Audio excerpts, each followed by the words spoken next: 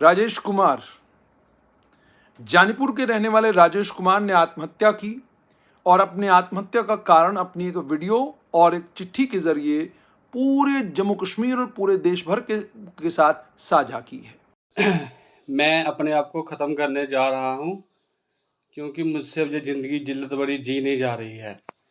19 साल पहले मेरे को झूठे आरोप में फंसाया गया था, जो कि मैं बरी भी हो चुका हूँ, मगर अब भी मुझे फिर से शुरू से ये जानीपुर थाने वाले बार बार बुला रहे हैं, तंग कर रहे हैं और मेरी सारी इमेज, मेरे फेम, नाम सब ख़राब कर दिया इन्होंने। तो मुझे कुछ हिस्ट्री शीटर वगैरह बना दिया, वो मुझे पता नहीं था क्या। आज तक 19 साल तक मैं अच्छा काम कर रहा था, सब कुछ अच्छा कर रहा था, कोई किसी से बदतमीजी नहीं, कोई लड़ाई नहीं, कोई कुछ नहीं करता था, अपना बिजनेस कर रहा था, कारोबार में लेन देन मेरा चल रहा था, सब चल रहा था, ठीक चल रहा था, अच्छी गुडविल थी, जो मुझे मेरे लोग पैसे देते थे, लेते थे, काम मेरा मनी ट्रांसफ़र वगैरह था। तो अब मैं परेशान हो गया हूँ, मैं काम करने के लायक नहीं रहा हूँ। सारे मुझे इस तरह से घूर के देख रहे हैं कि ये कैसा है, लेकिन मेरी 19 साल में इमेज बड़ी अच्छी थी। तो अब मैं अपने आप को ख़त्म करने जा रहा हूँ। इसमें खाली मेरे घर वालों का कोई दोष नहीं है, कोई लेना देना है, वो सब मेरे साथ ही ख़त्म हो जाएगा और मैं ही ये कहा, तो कोई भी तंग करेगा कि मेरे वालों को किसी भी बात के बारे में, तो वो मेरी मौत का ज़िम्मेवार वही होगा। मैं फिर कहता हूँ, मेरी मौत का वही ज़िम्मेवार होगा जो मेरे घर वालों को कोई तंग करेगा। तो ठीक है जी, ओके। वो वीडियो सोशल मीडिया के ऊपर वायरल है और उस वीडियो में राजेश कुमार साफ तौर पर यह बताते हुए नजर आ रहे हैं कि 19 साल पुराने एक मामले में जानीपुर पुलिस उनको बुला रही है और सिर्फ बुला ही नहीं रही है बल्कि पुलिस उनको ये कह रही है कि तुम्हें हिस्ट्री शीटर बना देंगे, तुम्हारी फोटो जो है वो थाने में लगाएंगे। ये सारी बातें उनके साथ की जा रही हैं और सिर्फ इतना ही नहीं बल्कि उनकी धर्मपत्नी का भी अपमान किया जा रहा है, उनकी धर्मपत्नी को भी अपशब्द बोले जा रहे हैं, जिसकी बात कल उनकी धर्मपत्नी ने मीडिया के सामने ठीक जानीपुर पुलिस स्टेशन के बाहर की थी। और आरोप लग रहे हैं एसएचओ जानीपुर के ऊपर कि ये व्यवहार करने वाले आदमी एसएचओ जानीपुर हैं। और दूसरा दिन है लेकिन अभी तक एसएचओ जानीपुर के खिलाफ कोई कार्रवाई जम्मू पुलिस ने नहीं की है। क्या कारण है जम्मू पुलिस जानती होगी, लेकिन एक आदमी का डाइंग डिक्लेरेशन, यानी अपने आखिरी लम्हात में एक आदमी ने पूरी कहानी सुना दी और बता दिया कि किस तरीके से उसको प्रताड़ित किया जा रहा था, किस तरीके से उसको मानसिक तौर पर उस पर दबाव डाला जा रहा था। ये सारी कहानी उसने सुनाई है। इस सारी कहानी को सुनाने के बावजूद अभी तक पुलिस ने अगर कोई कार्रवाई नहीं की तो ये साफ तौर पर यह दर्शाता है कि कहीं ना कहीं थाने जो हैं वो जो बड़े अफसर हैं उनके ऊपर भारी हैं। और ये पहला मामला नहीं है, कई ऐसे मामले हैं जो मैंने भी पिछले 6 महीनों में देखे हैं, जिन मामलों में मैं साफ तौर पर यह देखता हूं थानेदार जो कहानी गढ़ते हैं उसी कहानी को उनके सीनियर अफसर मानते हैं। बागे बहु थाने की मिसाल आपके सामने है कि एक थार को लेकर थानेदार ने जो कहानी गढ़ी उसी कहानी को डीएसपी ने आगे बढ़ाया और उसी डीएसपी की कहानी को एसएसपी ने आगे बढ़ाया।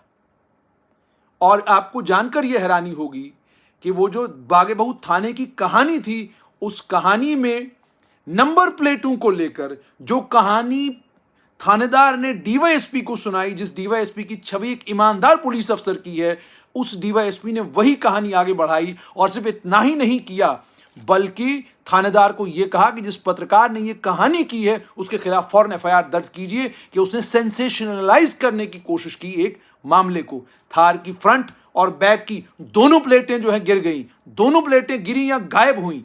इसी पर हमारी कहानी थी और हमने बार बार रिटेट और रिपीट करके कहा था कि थार जिसे पलटी है ये प्लेटें आरटीओ की लगाई हुई हैं, रीजनल ट्रांसपोर्ट ऑफिसर के दफ्तर की लगाई हुई प्लेटें हैं। ये प्लेटें इतनी आसानी से उखड़ती या गिरती नहीं हैं, लेकिन एक थार की प्लेटें दोनों गुम हो गई और थानेदार ने उसको जस्टिफाई भी किया और अपने सीनियरों को कन्विंस भी किया कि जो कहानी मैं सुना रही हूं वो कहानी बिल्कुल सत्य पर आधारित है। और पत्रकार को ये धमकी दी कि जनाब आपके खिलाफ मामला बनाएंगे क्योंकि आपने जो कहानी कही है वो सत्य पर आधारित नहीं है। ये थानेदार करते हैं। अब जहां तक एसएचओ जानीपुर का ताल्लुक है उसके ऊपर आरोप यह है कि उसने अभद्र तरीके से इनकी धर्मपत्नी के साथ बातचीत की, उसने ठीक तरीके से बातचीत नहीं की और यह व्यक्ति अपने आखिरी लम्हात में ये तमाम बातें कह रहा है।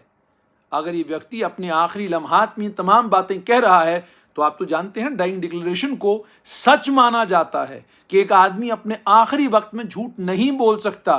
तो डाइंग डिक्लेरेशन पुलिस के पास मौजूद, डाइंग डिक्लेरेशन सोशल मीडिया के ऊपर वायरल, लेकिन उसके बावजूद जम्मू पुलिस कोई कार्रवाई नहीं कर रही। समझ में नहीं आ रहा, ना तो इस समय लोकतांत्रिक सरकार है जहां पर यह कहा जाए कि किसी एमएलए के दबाव में ऐसा हो रहा है, किसी मंत्री के दबाव में ऐसा हो रहा है। इस वक्त तो ऐसी सरकार है जिस सरकार में जो जम्मू कश्मीर पुलिस की कमान संभाले हुए हैं वो जम्मू कश्मीर पुलिस के ही नहीं बल्कि आईपीएस में जिनकी छवि सबसे ईमानदार अफसर की है, जिनकी छवि को लेकर यह मशहूर है, गैर तो गैर क्या अपने भी अगर कहीं गलती करते नजर आए तो डीजीपी आरआर स्वैन बख्शने वालों में से नहीं है। इस मामले में भी उम्मीद तो यही है कि यही होगा, मगर हर मामला डीजीपी लेवल तक पहुंचे और उसके बाद उस मामले में निचले क्रम पर कार्रवाई हो, ये बात कुछ जचती नजर नहीं आती है। निचले क्रम पर कौन ऑफिसर हैं? एडीजीपी जम्मू आनंद जैन है, अगेन जिनकी छवि एक ईमानदार काबिल अफसर की है। एसएसपी जम्मू विनोद कुमार, उनकी छवि भी एक ईमानदार और काबिल अफसर की है, लेकिन इतना विलंब कार्रवाई में, इतना समय लग रहा है एक थानेदार के खिलाफ कार्रवाई करने में, इतना समय लग रहा है एक थानेदार को अटैच करने में, एक थानेदार के खिलाफ इंक्वायरी ऑर्डर करने में। एक शख्स की जान गई है, एक शख्स ने अपनी जान ली है, उसका कारण कुछ भी हो सकता है। जब आप उस पूरी वीडियो को सुनते हैं, उस वीडियो में जहां वो व्यक्ति शुरुआत में एसएचओ जानीपुर का जिक्र करता है, बताता है कि एसएचओ जानीपुर ने किस तरीके से क्या व्यवहार था उनका इनकी तरफ, उसके बाद उनकी धर्मपत्नी ये कहती हैं, उनकी धर्मपत्नी के वीडियोस हैं जेके चैनल के ऊपर, अन्य चैनलों के ऊपर, जिसमें वो कहती हुई नजर आती हैं कि एसएचओ जानीपुर का व्यवहार मेरे पति के साथ ठीक नहीं था। एसएचओ जानीपुर जब आए तो उन्होंने कितनी बदतमीजी की, कितनी बदतमीजी के साथ उन्होंने हमसे बातचीत की, ये सारी बातें उन्होंने कही। उसके बाद ये भी उन्होंने कहा कि वो कहीं अंदर कमरे में सोए हुए थे, वहां से बाहर आए, और उसके बाद जब वो अंदर आए तो उसके बाद जिस लहजे में उन्होंने मेरे साथ बात की, वो लहजा एक पुलिस अफसर का नहीं होता। वो लहजा आप दो नंबरियों के साथ इस्तेमाल कर सकते हो, वो लहजा आप चोरों के साथ, डकैतों के साथ इस्तेमाल नहीं कर सकते कानूनी तौर पर। आपने एक महिला के साथ उस लहजे में बात की, और क्यों की, ये सारे वो सवाल हैं जिनके जवाब विभाग को एसएचओ से जरूर मांगने चाहिए। मगर क्या इन सवालों के जवाब एसएचओ से विभाग मांगेगा? और इतना विलंब, इतनी देर, वो भी उस समय, जिस कालखंड में विनोद कुमार, आनंद जैन, सुनील गुप्ता और डीजीपी आरआर स्वैन का पीरियड है। क्या इस पीरियड में इतना विलंब होना चाहिए था?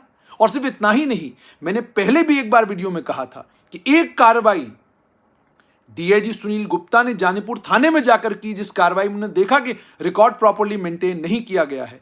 मैंने उसी वीडियो में ये गुजारिश की थी कि आप अपने इन्वेस्टिगेटिंग ऑफिसरों की भी तफसीलात ज़रा मांगने का काम कीजिए, सारे थानों से मंगवाइए, डिटेल देखिए कि आपके आईओ जो इन्वेस्टिगेशन उनके हवाले की जाती है, किस इन्वेस्टिगेशन में किस हद तक ईमानदारी के साथ इन्वेस्टिगेट मामला करते हैं।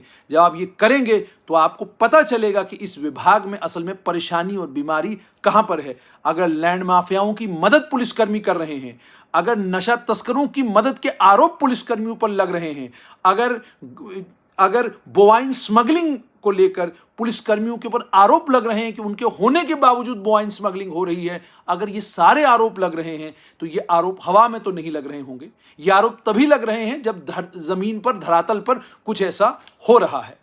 चाहिए पुलिस विभाग को कि इस मामले में फौरन इंक्वायरी ऑर्डर करें, इस एसएचओ के खिलाफ भी कार्रवाई की जाए, क्योंकि ऑलरेडी इस एसएचओ के खिलाफ एक इंक्वायरी डीआईजी जम्मू ने ऑर्डर की हुई है, उसके बावजूद ये थानेदार है। और अब ये दूसरा मामला बना है जिस मामले में एक व्यक्ति ने अपनी जान ली है और अपने डाइंग डिक्लेरेशन में उसने एसएचओ का नाम लिया है। क्या कार्रवाई करना नहीं बनता? इसमें सिर्फ इतना ही नहीं, बल्कि उसने अपने डाइंग डिक्लेरेशन में यहां तक कहा है कि मुझे पुलिस वाले तहसीलदार के पास ले गए, तहसीलदार ने पुलिस वालों से पूछा क्या इसने कुछ किया है, उन्होंने कहा कुछ नहीं किया है, तो उन्होंने कहा कि आप जाइए। उन्होंने तारीख भी बताई है कि उन्होंने 19 अप्रैल 2024 को बुलाया, 19 अप्रैल 2024 को बुलाया और मुझे तहसीलदार के पास ले गए।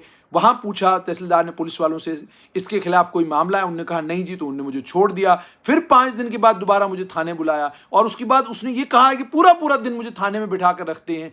19 साल पुराने एक मामले में 19 साल तक जानीपुर की पुलिस सोती रही, और अब 19 साल के बाद जब मैंने अपना कारोबार सेट किया है, जब मैं अपनी दुकान कर रहा हूं, जब मेरी मोहल्ले में इज्जत है, मेरी बीवी ट्यूशन पढ़ाती है, मैंने घर का एक सिलसिला तैयार किया है, और उसके परिवार के लोगों ने भी कहा कि 3 परिवारों का पेट जो है ये एक आदमी पालता था। ये सारी बातें उन्होंने की हैं। तो इन तमाम बातों को ध्यान में रखते हुए और इस डाइंग डिक्लेरेशन को ध्यान में रखते हुए चाहिए तो ये था कि इस मामले में फौरन कार्रवाई होती, मगर न जाने क्या चीज़ है जिसके चलते इतना विलंब, इतना टाइम लग रहा है कार्रवाई करने में। जहाँ तक थानों का ताल्लुक है, थानों को रिफॉर्म करने की बात डीजीपी आर स्वैन ने पहले दिन की थी। उन्होंने कहा था कि इनकलाब लाएंगे थानों में, इतना बदलाव थानों में लाया जाएगा कि लोगों में कॉन्फिडेंस होगा कि हम अगर थाने में जाएंगे तो कोर्ट से पहले हमें इंसाफ जो थाने में ही मिलेगा, क्योंकि थाना हमारी इन्वेस्टिगेशन, थाना हमारे मामले में पड़ताल बड़ी ईमानदारी और बड़े सलूक के साथ और बड़े रसूख के साथ करेगा।